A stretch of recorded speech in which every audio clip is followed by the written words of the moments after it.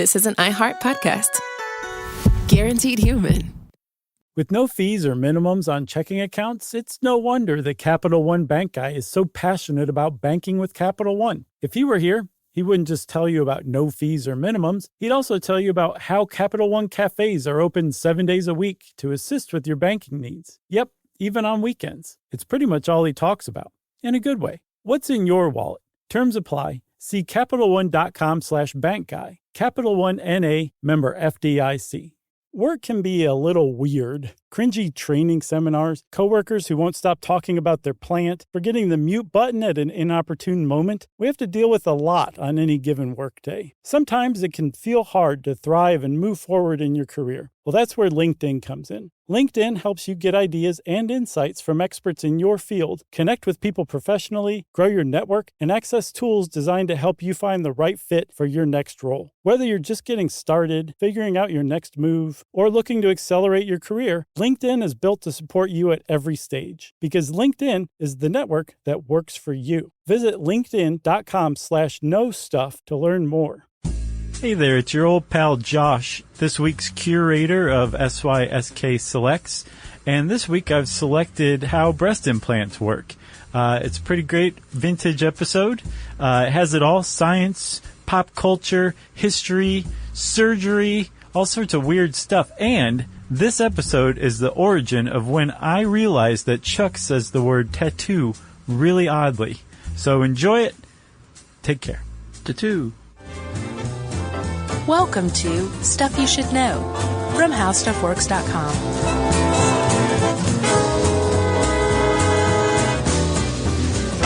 Hey, and welcome to the podcast. I'm Josh Clark, and there's Charles W. Chuck Bryant, and Jerry's over there. So you got the three muchachos together? Muchachos.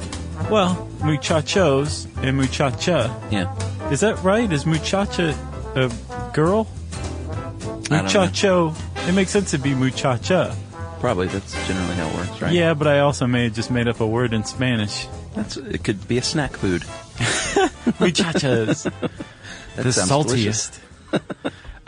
Anyway, this is Stuff You Should Know. And we want to extend a extra hearty welcome to all the additional 12-year-old boys who are listening to this one. We want to apologize in advance for disappointing you, because you're going to be sorely disappointed. Yeah. And I would like to insert a quick COA. Okay. For myself. We're going to be talking about breast implants, and I'm going to try not pepper the show with my own opinions, because we have the to each his own decree here. For sure. And I'm just going to go ahead and say out front, I'm not into it. I wish people would just learn to love themselves, but I get it. And if someone feels better to do something like this, then that's fine. No judgment here. Yeah. Who are we to judge? Yeah, it's going to be tough in the parts about like the string. What was that one called? The string implant? It's dead and gone. Yeah, but still, we got to cover it. Well, and yeah. You might hear some derision in my voice. A little like. But again, if a string implant is what those women wanted to feel better, then you have to go to an underground doctor to get it now. Well, you do now. Yeah. And of course, we're gonna, it's not just like just augmentation, like mastectomies, and men can get breast implants. So we're gonna cover the whole gamut. Yeah, you're giving a lot away here. People know. The whole farm. People know. People are they're not gonna want to buy the cow because you just gave them all the milk. Hey, this milk and the cow are both free anyway. Yeah. So let's do it. That's my little COA. That was good, Chuck. Thanks. We are talking breast implants, and we are going to explain everything there is to know about breast implants, not breast plants. That's it's a subtropical species of carnivorous plant. Yeah. That looks like a breast. Oh, is that where it gets its name? Anyway, I have a little intro. Okay. So, have you ever heard that in France, the perfect breast fits into a champagne glass? I have not heard that. So Yumi told me this, and I was like, what are you talking about? A flute? I thought that at first, too. And she's like, no, not a flute, you dummy, a coupe. Oh, okay. Because I was thinking that's exactly a very odd banana. It's a weird shape. Yes, it would be a little weird if that were the case, but a champagne coupe Okay. So she looked it up and was showing it to me. And while we were looking at that, we found another axiom that was possibly even more true. That in America, somebody commented underneath this, in America, the perfect breast clogs a toilet. Doesn't fit into a champagne coupe. It clogs a toilet. That's an axiom? It is, according to this commenter who made it up. I did not know that. I think the commenter made it up as a joke. Okay. And it was a pretty funny joke, if you ask me. I thought I was going to get a bigger response from you, but whatever. No, that was good. I'll live with what I got. The point is if in America that is the standard, breasts so big that they clog toilets, that's a pretty high bar to set, especially naturally, which is probably why some women turn to breast implants. Yeah, and speaking of America, this seems like a good place for that. They top the list in the total number of breast implant operations. But if you want to go per capita, they're number 5. And the first 4 are Brazil, Greece, Italy, and Colombia. Huh. Per capita. Okay. Which is, to me, what matters. Per capita? Sure. Okay. Obviously, we have the most because we have more people. Right. Than in those other countries. I am surprised that we're number 5. I would think we'd be higher than that. You know it's number 10 per capita, of course? What? Canada. Is that right? Yeah. They're like comfortably in the middle. Exactly. Although, no, that's still pretty high toward the top. Although I guess it'd be about in the middle if you just did industrialized countries. Yeah, true. So anyway, there's my stat. That's a great stat. I've got another one for you, Chuck. Breast implants was the number 1 elective surgery in 2012 in the United States. Ahead of lipo? In 2011, it was lipo, but breast implants, breast augmentation beat it out in 2012. By nose? I don't know how many, probably by a nose, because in 2011 it was 300,000 and change liposuctions, and in 2012 there were 330,681 breast augmentation surgeries in 2012. Right. According to the Wall Street Journal. You know, if that was a rhinoplasty stat, that would have been a great joke. By nose? By a nose, it would have been. You know? Yeah. I bet that's on top 5. I would guess so, sure. In fact, I bet that's number 3. There's several ways to find out. Should we? No. Man, this thing's off to a rocky start. I'm just guessing. Okay, I'm wagering. Let's talk breast implants. Okay. Before we talk implants, Chuck, we should probably talk about, well, you want to talk about the history of them? Yeah, that's a good place to start. Yeah, at the beginning. Apparently two doctors named Frank Garrow and Thomas Cronin, came up with the idea, and Garrow specifically squeezed a plastic blood bag one day and remarked how much it felt like a breast. Right, and that was 1960-ish? Circa 1960. Yeah. And so he had that apparently was the quote-unquote aha moment, like, hey, we should do this. So they tried it out on a dog named Esmeralda. Yep. And not obviously, they were just inserting it into a body. They weren't like, hey, let's give this dog boobs. Right. Exactly. I've always wanted to see what boobs look like on a dog. So they wanted to just see if it worked. And it took enough to where they were like, hey, I think we can try this on a person. Yeah, Esmeralda chewed at her stitches, so they had to remove it after a couple of weeks. But, other than that, it was definitely an improvement on what had been an innovation among Japanese prostitutes during World War II. Yeah. Because American GIs, again, boobs that clog a toilet, they apparently the Japanese prostitutes said, hey, these guys like big boobs, let's give them big boobs. Let's steal some medical grade silicone from the docks of Yokohama. Oh, I thought it was sponges. That was something, but they also did silicone. Yeah, they self-injected silicone directly into their breasts, which apparently worked, but it also gave them things like gangrene, thanks to silicone rot at the site of injection. There was a lot of hematomas. Yeah. Very bad news stuff. Yeah. But it showed this desire to increase breast size. Right. And these guys in the early 60s came in to deliver. That's right. And they did it in a sort of a weird way. There was this woman named Timmy Jean Lindsay in 1962, a mother of 6 in Houston, Texas. And she had a tattoo of a rose vine on her breasts that her boyfriend talked her into.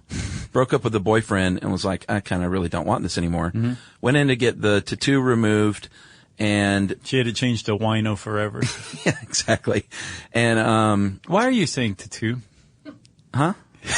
I've always said that. It's tattoo.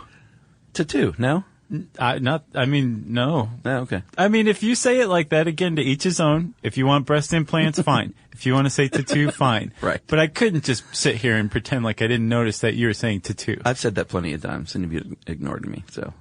Are you sure? Yeah. All right. All right, so anyway, she went in to get the tattoo removed. No. Go back to tattoo. I feel Okay. too guilty when you say tattoo. to get it removed.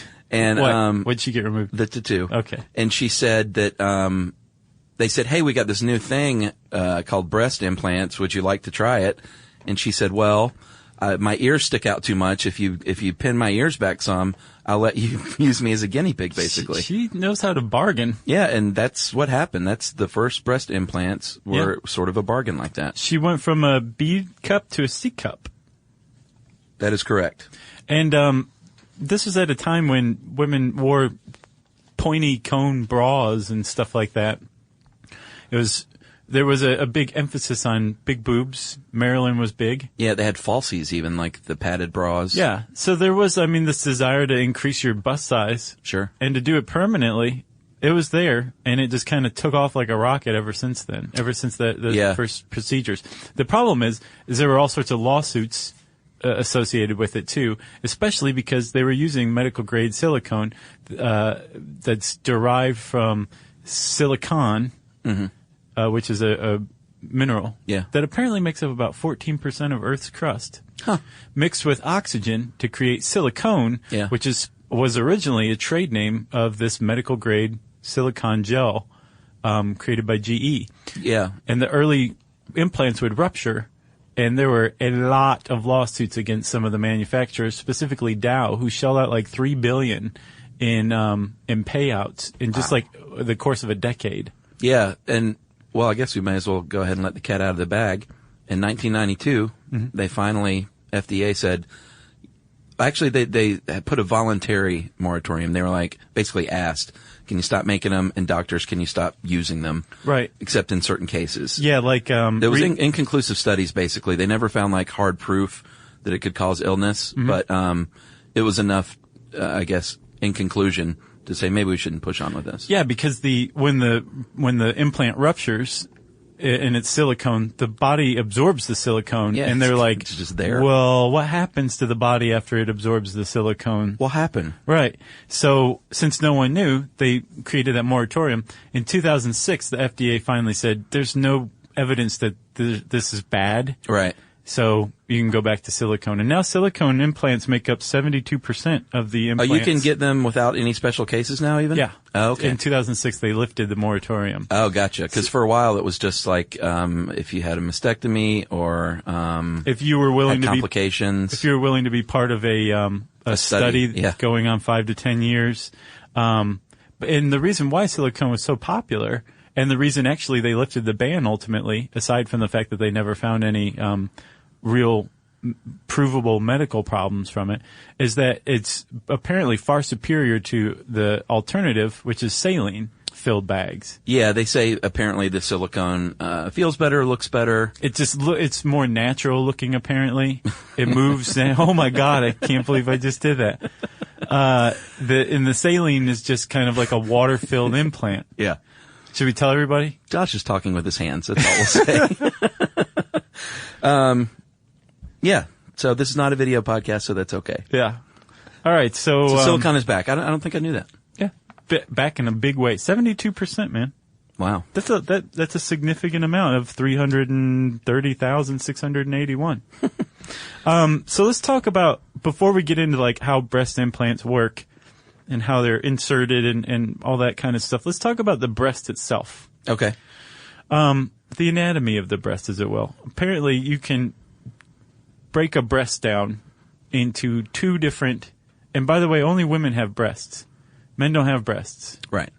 But you can break a breast down into two separate parts. There's the structural component, and then there's the epithelial component. That's right. And that produces the milk The structural component is ligaments, fatty tissue. There is muscle, but not actually as a part of the breast. It's behind the breast. Exactly, yeah. And there's a ligament that kind of works to keep the breast supported. It's called the Cooper's ligament. Yeah, I looked into that guy, by the way.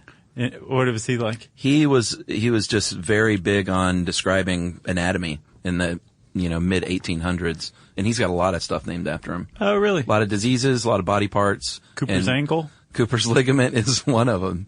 It's just an ankle, but he pointed it out first. Exactly. But yeah, that is they kind of call these muscles in the ligaments sort of like a natural brassiere. Yeah. To help keep the breast up. Right. And then there's the milk production and delivery system. It's the epithelial component. You've got apparently 15 to 25 lobes. Yes. Are what they're called. And they're arranged kind of like a flower around the center of the breast. Yeah. So if someone says your breasts are like a flower, they're complimenting your lobes. Exactly, and that's anatomically correct. Right. You can still smack them in the face, though, if you want to. Yeah. The lobes can further be broken down into lobules, which are kind of like clusters of grapes, and there's a lot of these per lobe. Yeah. Right? And then at the end of the lobules, there's dozens, each lobule has dozens of bulbs, and that's where milk is produced. That's right. They're connected to ducts called the lactiferous sinus, and that carries the milk to the nipple. And of course, the nipple is surrounded by the areola, which is that dark tissue around the nipple at the front of the breast. And there you have it. Yeah, that's breast 101. That's the breast. And then behind it, you've got the pectoral muscles, the major and the minor pectoralis. And then the rib cage behind that. So that's the anatomy of a breast. That's right. Got it? Yeah, they are, since we're talking size, obviously, with augmentation, it is not a scientific thing, but you generally go by bra size, how they're manufactured, is by diameter in inches around the rib cage, under the breast, and then the old letter indicating the cup size. Yep. So, in other words, like AA or double A, all the way up to, it says in the article, double D and beyond. Yeah. Like some fantastical realm. All right, so now we understand the breast and bra size. Yeah, and by the way, it's hereditary. Probably if you look at your mom and your grandmom, it's probably what you're heading towards later in life. Right. There are things that you can do to impact your breast size positively or negatively, depending on your opinion. Sure, weight. Yeah. Some things that you can control, like menstruation, menopause, pregnancy, all affect breast size. Yeah, and guys hear a lot about, and actually girls too, hear a lot about this if you have a girlfriend or a wife.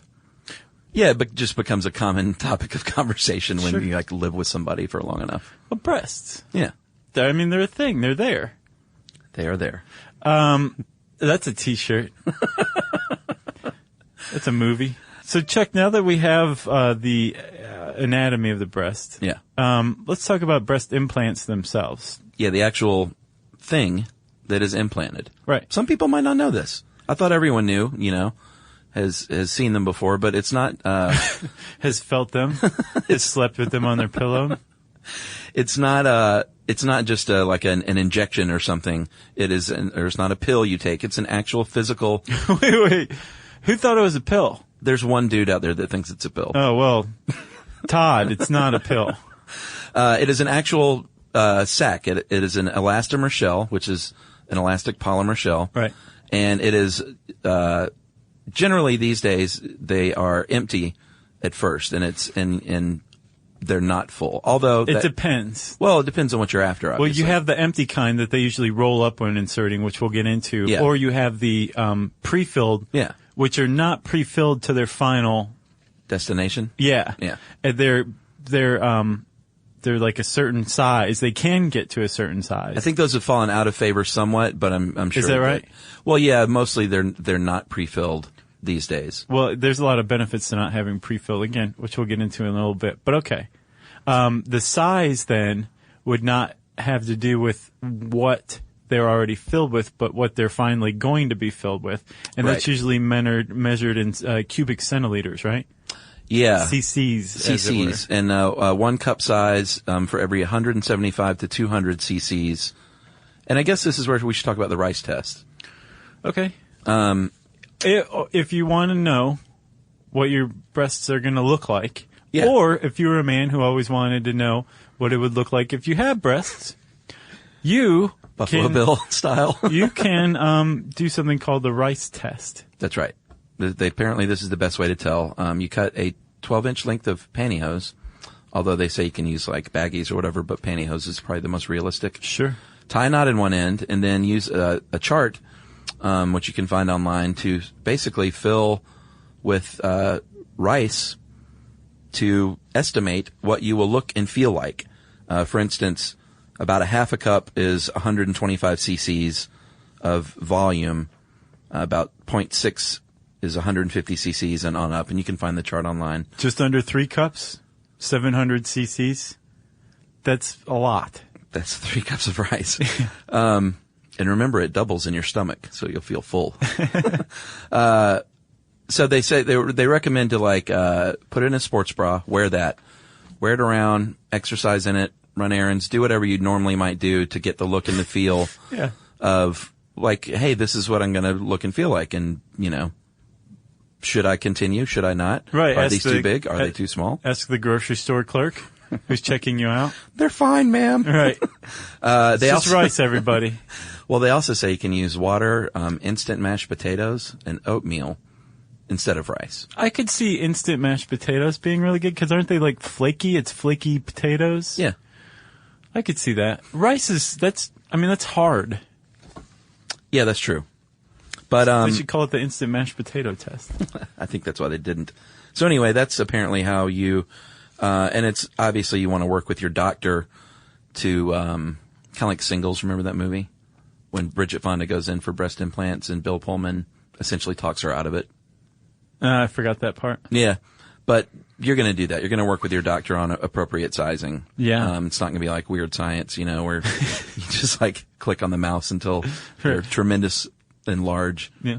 With some 80s graph. Yeah, exactly. Behind it. Yeah. But you just want an appropriate size for your frame, basically. Because not only just for looks, but for, can you support it with your body frame? Well, yeah. That weight. And not just that. Not just like the extra pressure that's going to be put on your back and shoulders and all that, but like your skin itself may have trouble supporting the breast implants, which is definitely something to consider as well. Yeah, and this article says generally they come in 3 sizes, but that's just not true. There's like 450 sizes. Well, this article was written, I think, in 2003 or 4. And, okay. It's definitely breast augmentation surgery has increased by leaps and bounds since then.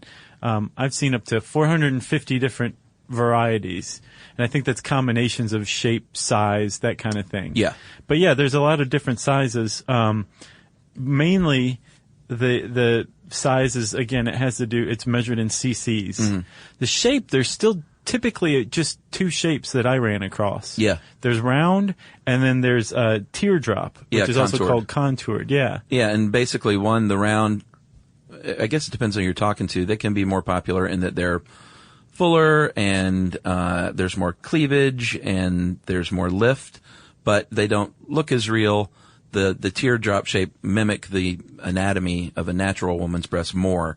So some women might favor those if you want to look more natural. Right. But round is the most commonly used, I believe. Well, I don't know if it still is. I'd take issue with that. Okay. I think that's a 2003 statement. Gotcha. Again, though, it has to do with what shape you choose. Mm-hmm. Not just what you want, how you want it to look, but the surgeon needs to have some input here too. Yeah, and if you get a good surgeon, they're going to guide you in the right direction. That's their part of the job. Right. It's not just to perform the surgery; it's the consultation and advice and all that good stuff. Right. Yeah. And since they're plastic surgeons, to look good doing it. Yeah, and if they're not doing that, that means it's a bad plastic surgeon. Did you see Rob Lowe in Liberace? Yeah. Man. Yeah. There were some real decisions made for his character and his look and this. Well, that's what that guy looked like. Is that right? Oh, yeah. Huh. Yeah, look him up. He was creepy looking. I will. Is he still alive? Because if so, sorry for what Chuck just said. I don't know. But yeah, that was Texture? plastic surgery gone bad for sure. Yeah. Texture is another decision that you're going to have to make in addition to shape and size. And basically there's smooth and there's textured, and each has their pros and their cons. Textured implants, we should say when you have breast surgery, something that's going to happen is scar tissue is going to develop. Yeah, no matter what. Anytime you introduce a foreign object into your body basically defends the rest of your body against it by forming scar tissue around it and basically compartmentalizing it. And in the case of breast augmentation surgery, this is called a capsular contracture. Yeah, and it's going to happen. Yep. Don't be freaked out if it happens, because it's going to happen. It's just the degree to which it happens could become problematic. Right, in and certain cases. there's post-implant surgeries that can take place to remove some of the excess scar tissue if too much happens or your breasts become too hard as a result. Yeah. But you're right, it is going to happen. And some implants have been created to, I guess, make the most out of this. Textured implants are designed so that the scar tissue basically grips the implant and holds it in place. Yeah, and I also got the idea, too, that less scar tissue will form because it sticks to the implant. Mm-hmm. I guess the body just thinks, okay, this is working. My job's done. Exactly. There are some drawbacks to textured implants. Apparently, they're not quite as realistic in their movement, look, feel, that kind of thing. Yeah, and they're more likely to rupture, too, Yes. which is not good. Smooth implants, they actually will move around inside the capsular contracture, the scar tissue sac that develops, which is good for look, feel. It's much more natural. Yeah. The problem is that since it can move around, if you have something like if you choose a contour or teardrop shaped breast implant, if that thing flips upside down, your breast looks deformed now. And you have a problem. Yeah, or it can cause something called rippling, which we'll get into the problems that can arise later on. Yeah. And there's this lady in Akron, actually, Ohio. It's probably a good time to mention this. She is trying to develop a breast implant that actually, it can accomplish a lot of things. She calls it the breast implant of the future. It can emit basically the drugs that they give people orally. She is trying to build into the implant itself to emit these drugs naturally. Wow. And she thinks one day breast implants can actually detect cancer cells if her research is, if she gets to that point. If I have the funding. Yeah, well, That's exactly. what she's saying. She's looking for $2 million. I've got the breast implant of the future. I just need the funding. But yeah, she's working hard to try and reduce things like the inflammatory response in scar tissue by building it into the breast implant itself, which is pretty cool, I think. Yeah. And then, Chuck, we kind of already talked about it, but another choice is whether you're going to have pre-filled or unfilled, or also known as expandable. That's right. Implants. Yeah, the Spectrum expandable is sort of like a test drive almost, where you have the implant put in. There is a 3-part valve system in your armpit where you actually can fill and release and extract some of the saline, or I guess silicone. I don't know if they can do that for silicone. I know they can for, can they? It's gel. I think you can, yes. Well, basically, it's like a test drive. They put it in, and they can make them larger or smaller through your armpit until you're satisfied. It's kind of like doing the rice test, but a couple steps further. More than a couple. Because you're out there walking around saying, what do you think? Yeah, and you've got a port in your armpit. Right. But then after you say, this is it, this is the right size, they remove the port. So obviously there's a bunch of choices. Mm-hmm. And you, the patient, the person who is getting the breast implant, have a lot of things to decide. But then once you've decided all that, it's up to the surgeon to make another series of decisions. And we'll get into the procedure right after this message break. Stuff you should know. Hey everybody, we're here to talk to you about Wayfair, who believes that spaces should be functional, they should be comfortable, they should be well designed, and they can be well designed by you with their help. Your updated space should feel more comfortable, inviting, and practical for everyday use. And we're talking about outdoor seating. We're talking about grills. We're talking about major appliances. If you need storage solutions, Wayfair can help you out. Patio lighting, rugs, decor. It is your one-stop shop for home. Yeah, I mean, it's getting nice out, so it's time to think about living outdoors for the next few months. And Wayfair knows that outdoor furniture, it's heavy, it's intimidating to assemble. So Wayfair stepped in and said, we're going to handle the hard part so you don't have to. That's right. You can shop Wayfair Verified, your shortcut to the good stuff. And that means their team of product specialists are going to vet everything by hand using a 10-point inspection, testing things like, quality materials, functionality, and features, and even how long it takes to build that piece of furniture. And the overall experience saved time, reduced hassle, and improved convenience. Patio season is here, and these deals won't last. So head to wayfair.com right now to get your outdoor space ready for way less. That's WAYFAIR.com. Wayfair, every style, every home.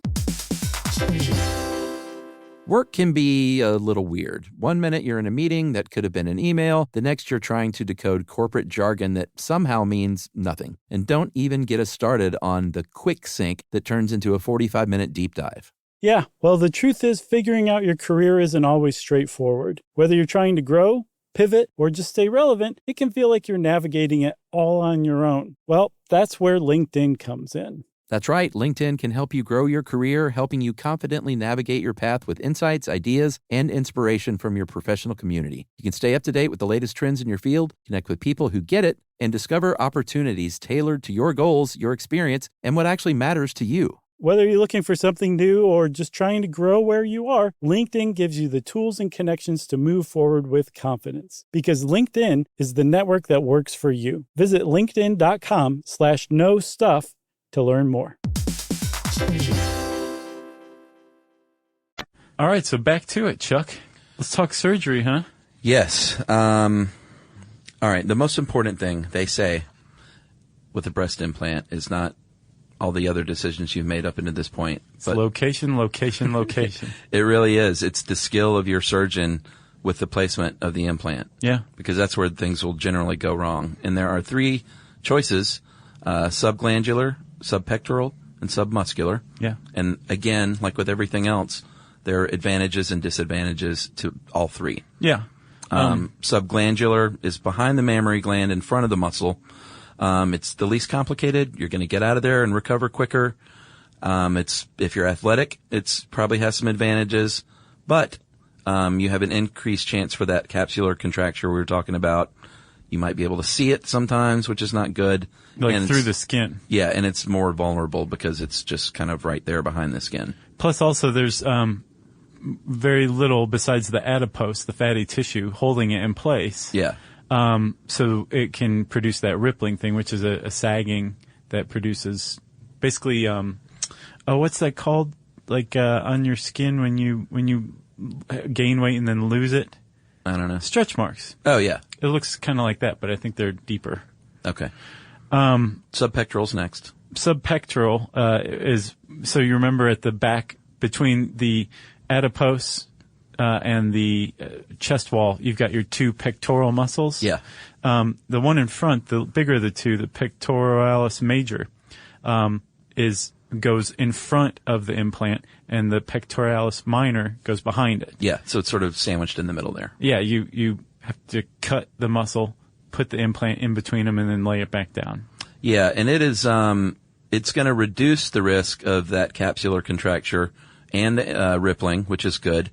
But of course your recovery time is going to be a little bit longer. It's going to be a little bit more painful. Anytime they're manipulating muscle, it's going to be pretty painful. Yeah. There's going to be more swelling and stuff like that. Yeah.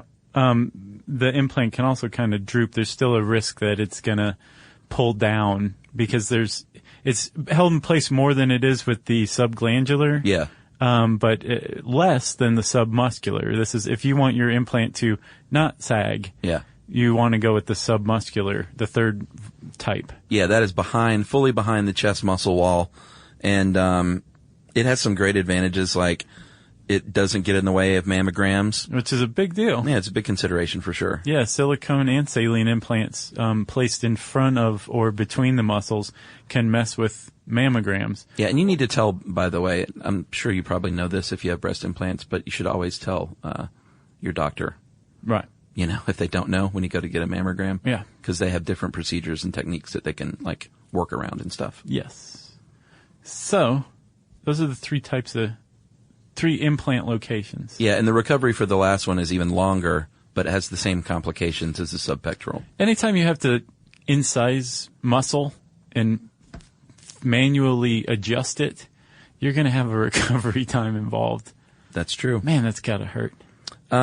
Should we talk about, we've got to talk about the polypropylene real quick, just because, even though it's not around anymore. The string implant? Yeah. Yeah. It was developed by a doctor named Dr. Gerald W. Johnson. Mm-hmm. And the quote from this article says it was designed to yield extreme, almost cartoonish breast sizes.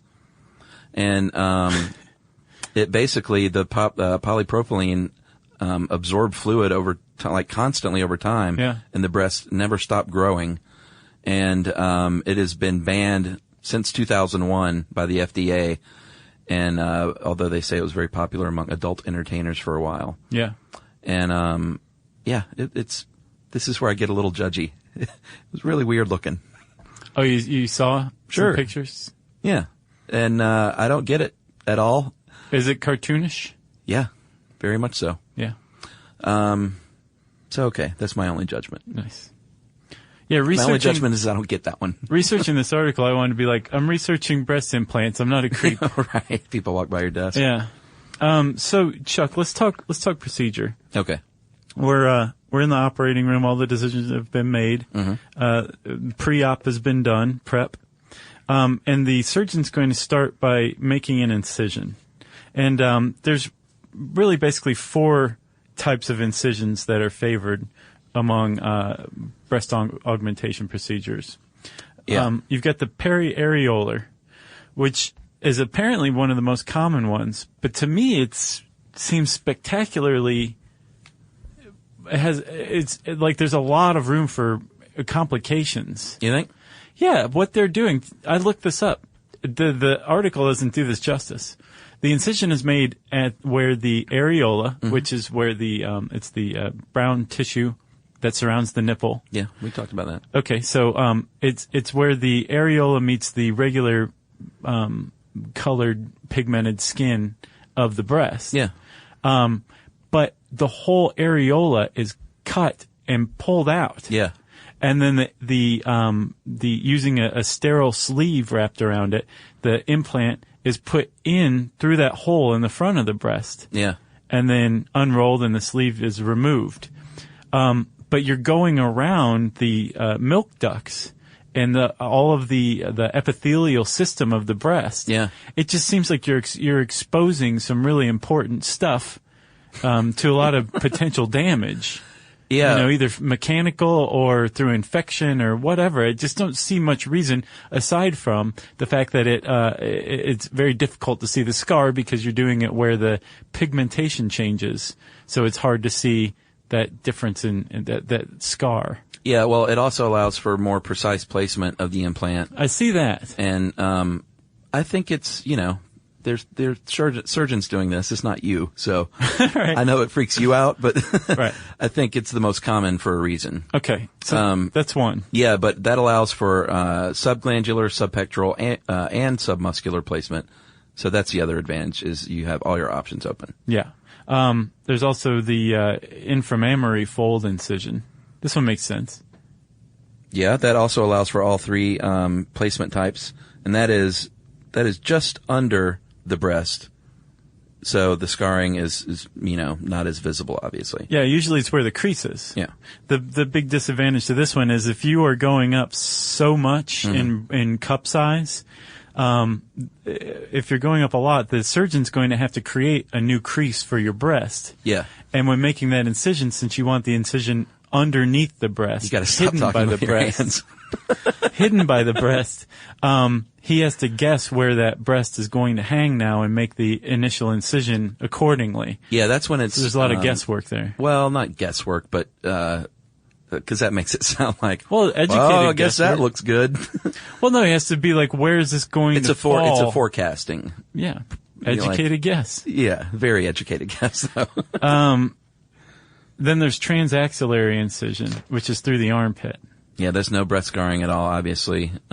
It's more of a challenge because placement's pretty difficult.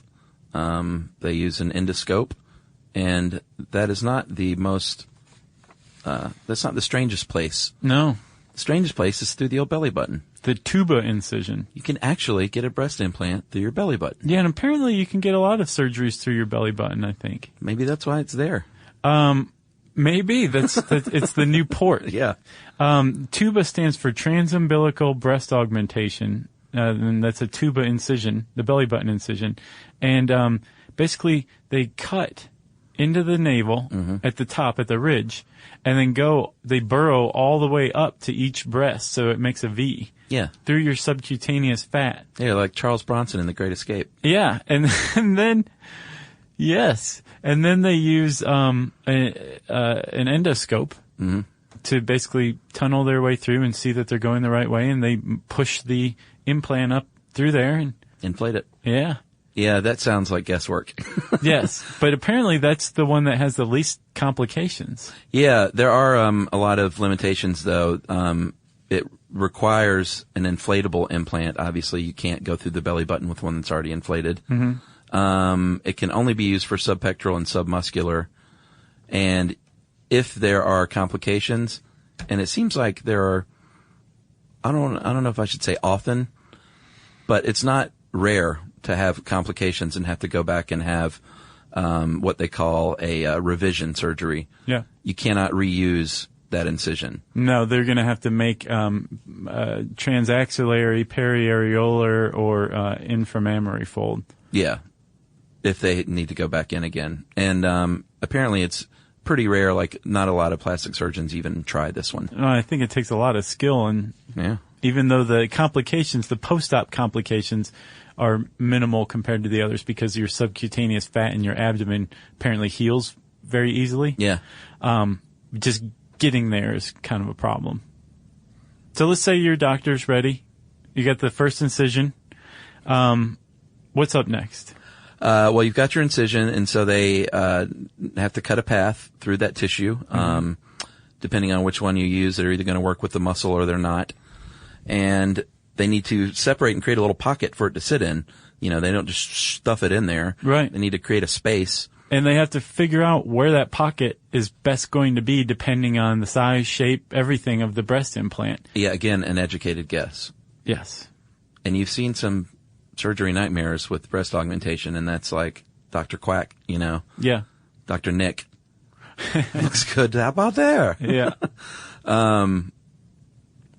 Sometimes a mastopexy, which is a breast lift, is performed at the same time, or you can just have that on its own if you just want a breast lift. Right. But sometimes it's used with augmentation in order to get everything in the right position, and you want, you know, the breast to be pointing in the right way, and you want the nipples and the areolas to be in the proper place and not looking off to the left and the right, or up or down. Some surgeries require that you reposition the nipple depending on how big the implant's going to be. Yeah, and man, I saw with some mastectomy surgeries, sometimes they can completely remove the areola and nipple and replace it. Wow. Onto a augmentation. Or well, yeah, I guess with a periareolar incision, if you're taking that whole thing off, you know, I guess you could move it to another place and sew it back on. Yeah. What they can do. Sizers can aid in positioning, and that's sort of like it's attached to a tube. It's an implant attached to a tube, and that's almost like a live rice test. Like you don't go home with that.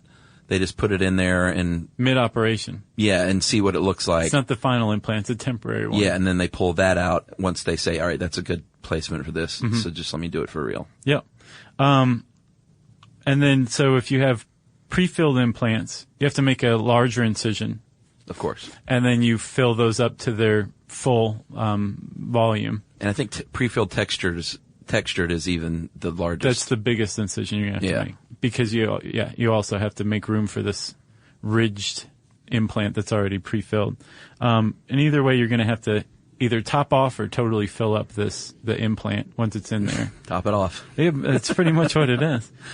So, Chuck, we're talking augmentation. It's elective surgery, plastic surgery. And a lot of people think like plastic surgery is called plastic surgery because of its artificiality. Right. But actually, it's derived from the original Greek plastikos, which means Artificiality. It means to mold or shape. Something's plastic. It's pliable. Yeah. And that's what plastic surgeons do, is they mold or shape things, including breasts. It's like you said, it's not just making the cut and jamming the thing in there. They have to basically reconfigure what the anatomy of the breast to accept this new Foreign implant. body. Yeah. Yeah. And it does take a certain amount of skill. But that just struck me as interesting. Yeah. Why they call it plastic surgery. And it's not all just augmentation. It doesn't always mean you're making your breast larger. There's also reduction mammoplasty, which is breast reduction. Mm-hmm. If you feel like you're too big and you have back problems or for any other reason, you can get breast reduction. We already talked about the mastopexy, which is the breast lift. Right. And that's when they actually remove skin and rejoin it to lift it up. It's pretty simple, actually. Mm-hmm. I wouldn't want to perform it, I'm saying, but in, what's the word? Concept, it's pretty simple. Right. And then breast reconstruction, a lot of times if your breasts have been removed for mastectomy or damaged and, because of some accident or something, they can actually reconstruct your breasts in a realistic fashion. Right, and we said women are the only humans that have breasts, but there are elective procedures for men who want to bulk up their pecs, called pectoral implants. Yeah, did you watch Entourage? No, Johnny Drama. I don't think he got them, but he wanted calf implants at one point. I've heard of those. Yeah, calf implants. Yeah. Pec implants. Come on, guys. See, I can judge guys. What are you doing, dudes? So, we'll say what we're doing. The arm, it's done with an armpit incision. Yeah, it's a lot like the transaxillary breast implant thing for women. And they go in there and lodge it behind the pec muscles to just kind of bulk them up, to stick them out further. Yeah. And there you go. All of a sudden you are Charles Atlas. Yeah, or you can have reduction as a man too. If you're Bob from Fight Club. Yeah. Yeah, that's right. Yeah. Gynecosmastia, it's usually hereditary. It can be as a result of your diet, but basically it's when guys end up feeling like they have boobs. Yeah. And feel like or do. Yeah, and it's an embarrassing thing, I'm sure. So you can get that removed. It's basically liposuction just under the nipple. Right, and if it's the result of a glandular disorder, they'll probably just take the glands out while they're there. And usually it takes more than one surgery, but it can be corrected. I wonder if insurance covers that. I don't know. Does insurance cover any kind of plastic surgery? I don't know. I bet you it wouldn't cover that because it's still cosmetic, I don't know. I mean, I think you'd probably have to show that it's a medical problem, right? But I think you can, if you show that you're suffering from it psychologically, it might fall under it. I don't know. We'll find out. Because I'll bet you an insurance claims adjuster writes in and tells us. That's my prediction. And you know what? I was judgy on the pec implants for dudes. You sure were. There may be cases I don't know about where guys have sort of like malformed chest or something and they just want to look normal. Yeah. I was talking about the guys who are like, I want bigger pecs. Duh. Still judgy. Hit the gym, man. Do some bench press, You want to increase your pecs. Sure. That's what I do. Yeah. Push-ups. Let's talk. Have Yumi sit on your back and do push-ups? One-handed. Herschel Walker style. Yeah. Supposedly he never lifted weights. Did you never know that? No. Yeah, he never lifted weights in his life. What did he do? He had people sit on him and do 2,000 push-ups a day and stuff like that. Huh. It was all either isometrics or like chin-ups, push-ups, pull-ups. Rolling a tractor tire over. Yeah, exactly. Old school. Let's talk risks, man, because this is first of all, it's surgery, so there's always an attendant risk with any kind of surgery where general anesthesia is used, right? That sounds like a disclaimer. Well, it's true. I mean, surgery's risky. Anesthesia's risky. There's also infection. Sure. Anytime you're cut open, there's a risk of infection. But then breast augmentation surgery comes with its own attendant set of risks that are, they vary from definitely going to happen, like the capsule contracture, the scar tissue, to extraordinarily rare, like somastia. Yes. Did you see this? I did. I had no idea that it could happen. Somastia is basically where your breasts join together as the result of an augmentation surgery, and you have one mega breast. Yeah. I have seen they make brassieres now, like post-surgical brassieres That to try and separates them? Yeah, that try and prevent that. But yeah, I'd never heard of that either. No, I guess so after surgery, do they just kind of gravitate toward one another? Actually, I'm not sure. It just says it's a mistake. Yeah. So it's not like some just bad fortune. Right. It's actual surgical mistake. You get to own a portion of the doctor's office that I did the guess so. procedure afterwards. But the implants lift off the sternum and grow together. So I guess the scar tissue grows together in that case. That's my guess. It's kind of like a unibrow made of breasts. But apparently it's fairly hard to correct is the big problem. Yeah, that's pretty sad. Yeah. When you go in to try and make yourself look better and you feel bad about yourself already, maybe. Yeah. And then you end up like with something like this. Yeah. But these are risks you need to know about, And that is the opposite of the total recall, which is 3 breasts. Oh, yeah. Remember that? I forgot about that. Man, that was a great movie. I wonder if they put that in the remake. Because that was one of the sort of goofy signature moments of that goofy movie. Yeah. There was a Philip K. Dick novel. Yeah. That guy wrote, like, all sci-fi, basically. Yeah, pretty much. Any sci-fi movie ever was written by Philip K. Dick. Did you know that he believed he was possessed by an angel later on in his life? Really? Yeah, he believed that he was possessed by a benevolent spirit that basically took him from being like a complete schlub, drug addict loser who still wrote great novels to just becoming like a person with a fairly normal, orderly life. Huh. He cleaned himself up. He attributed all of it to this possession that Wow. he said this happened. And that was the rest of his life? Yeah. They should make a movie about that guy. I'm kind of surprised they haven't. Yeah. I'll bet someone does eventually. And then I'll sue him because it was my idea. Yeah. You can't just say that every time. Sure I can. It's got to be like your idea, a good idea, non-obvious. Remember, isn't that part of Sharknado the is patent? not obvious. I know. Okay. Everyone agrees you But invented Sharknado. Yeah, but that's like saying they should make a modern movie on Charles Darwin. Right. I made that up. Right. You can't do that. I get it. I'm not going to support your lawsuit against whoever makes the Philip K. Dick movie. Because not gonna fund my lawsuit? now you're having a depressing effect on innovation. Yeah, you're right. I apologize, everyone. All right, so bottoming out. Let's get back to the risks. Bottoming out is when the implants sit too low, the nipple rides too high, and that is a result of another mistake, basically. They cut out too large of a pocket. Right. So it sits down too low. It is correctable, though, again, with a revision surgery. Yeah. There's a hematoma, Yeah. which is basically blood collecting and pooling around it. It can be painful. Sure. Requires drainage sometimes. Can be lumpy. Yeah. We talked about mammography being interfered with by breast implants, which is a problem. But I guess there is technology then that you came across that you can get around this. Okay. Yeah, as long as they know. But it can hide cancerous growths and X-rays, and it definitely is something to consider. Yeah.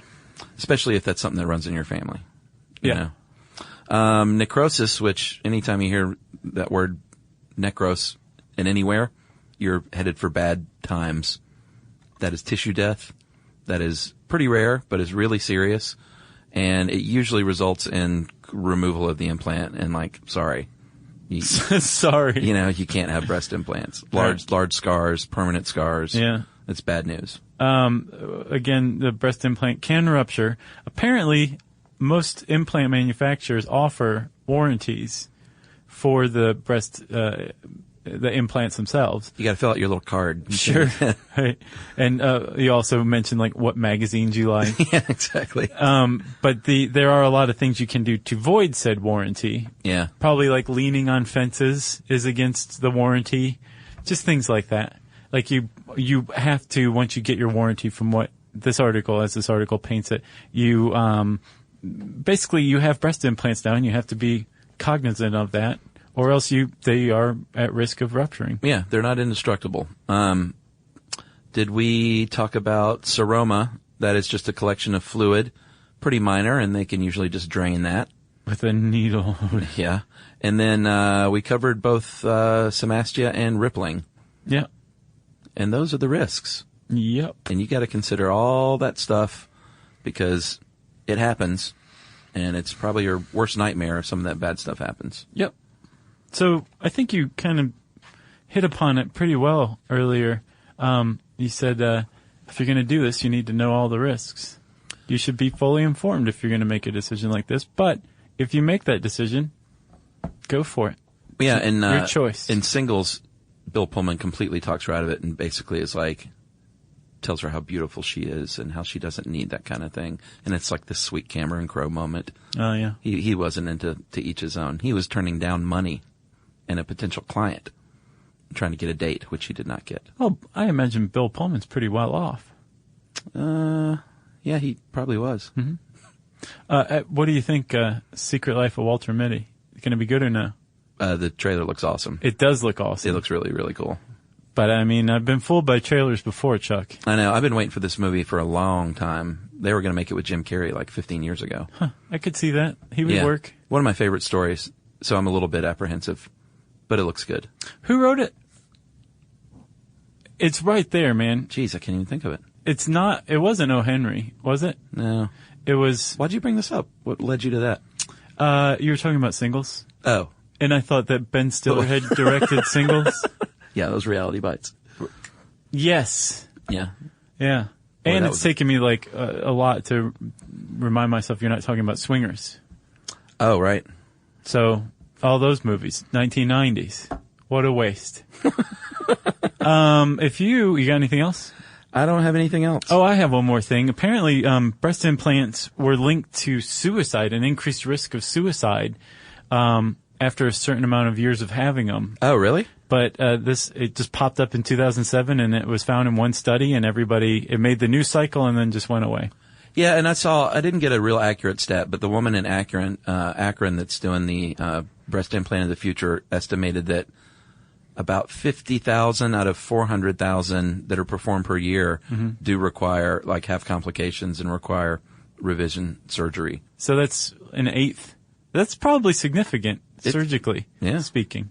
I want to say also about the suicide thing, just based on my knowledge of news and journalism and stuff like that, if it just popped up once and you can't find anything else and all the reports on it or stories on anything are all within a week of one another 5 years ago, 6 years ago, and there's no follow-up whatsoever, it wasn't a thing. Okay. Okay, well, that's breast implants. If you want to learn more, there's a really extensive, in-depth article on the site, including flash animations of the different types of incisions. Yeah. You can type breast implant into the search bar at howstuffworks.com, and it will bring that up. And since I said search bar, it's time for a message break. Stuff you should know. Work can be a little weird. One minute you're in a meeting that could have been an email. The next you're trying to decode corporate jargon that somehow means nothing. And don't even get us started on the quick sync that turns into a 45-minute deep dive. Yeah, well, the truth is figuring out your career isn't always straightforward. Whether you're trying to grow, pivot, or just stay relevant, it can feel like you're navigating it all on your own. Well, that's where LinkedIn comes in. That's right. LinkedIn can help you grow your career, helping you confidently navigate your path with insights, ideas, and inspiration from your professional community. You can stay up to date with the latest trends in your field, connect with people who get it, and discover opportunities tailored to your goals, your experience, and what actually matters to you. Whether you're looking for something new or just trying to grow where you are, LinkedIn gives you the tools and connections to move forward with confidence. Because LinkedIn is the network that works for you. Visit linkedin.com/knowstuff to learn more.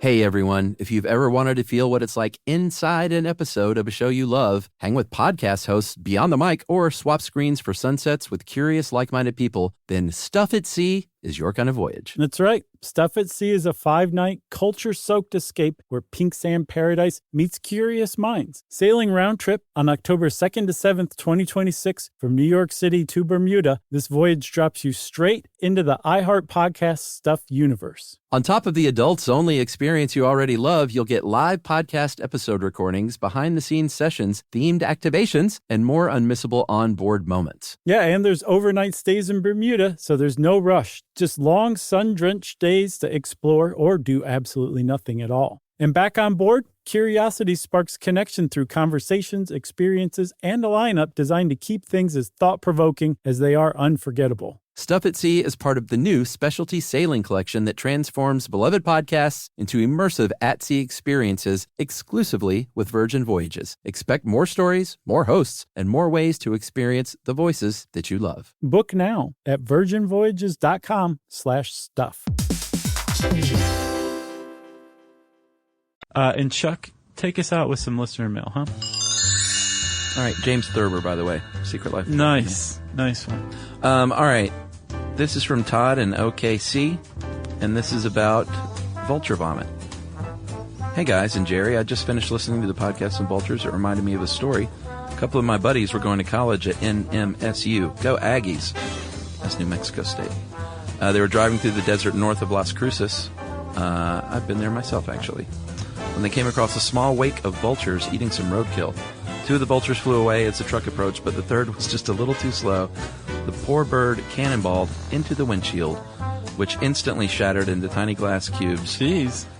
The vulture's head punched through the windshield, while the rest of them stayed outside.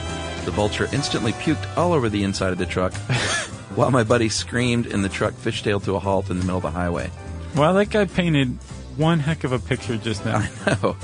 When they jumped out of the truck, the vulture's wings were covering most of the windshield as it struggled to get free.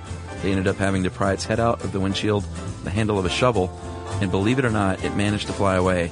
Aside from a leg that was dangling and apparently injured, it appeared to be okay. I don't know about that. Thanks for the ride, lady. Now, I wasn't there, so I can't promise that the story happened exactly as it was told to me, but I can confirm that the interior of the truck smelled like buzzard barf 2 months later. Gross. Keep up the great work. You're one of my favorite shows. Always happy when new episodes pop up on my phone, which is every Tuesday and Thursday. Yeah, he's not good at recognizing He patterns. should not be surprised. Oh, there's another one. Seems like this happens every 2 days. I'll let my guard down and it's Thursday. Hey! So that's Todd from OKC. Thanks, Todd. You were not the Todd that I was talking to earlier about the pill. That was a fictional Todd. But how crazy would that be if that Todd did think that breast augmentation surgery was carried out by pills? Weird. Agreed. Write back and let us know, will you, Todd from OKC? Agreed. We always love to hear follow-ups about our episodes. You can tweet them to us on Twitter. Our Twitter handle is at SYSK Podcast. On Facebook, we're at facebook.com/Stuff You Should Know. You can always send us an email to stuffpodcast@discovery.com, or, like we say in the beginning of episodes now, join us at our home on the web, stuffyoushouldknow.com.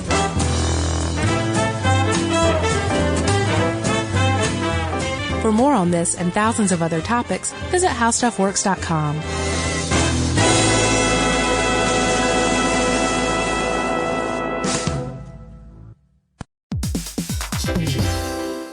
Hey everybody, here's a fact for you. In the United States, there is a break-in every 26 seconds, and that means that somewhere right now, an intruder is getting closer. And the problem with most security systems is that they only alert you after the break-in has started, and that's too late. Well, that's what makes SimpliSafe different. They use alerts. SimpliSafe's U.S.-based live agents, they identify threats on your property and help deter them before they actually break in. So the intruder never gets into your house. The crime is stopped before it even starts. That's right. And another great thing about SimpliSafe is they have no long-term contracts. They give you peace of mind and great value with their monitoring deterrence plans because they just start at about $1 a day. Yeah, Simply Safe sent us a setup years back, and I still use mine every day. Yeah, and apparently setup, you can do it by yourself in under 30 minutes, so it's a really good value and it doesn't take long. So if you want to experience the Simply Safe peace of mind, you can take advantage of the Simply Safe discount offered to Stuff You Should Know listeners. Right now, you can get 50% off your new system by visiting simplysafe.com/stuff. That's half off at simplysafe.com/stuff. There's no safe like Simply Safe.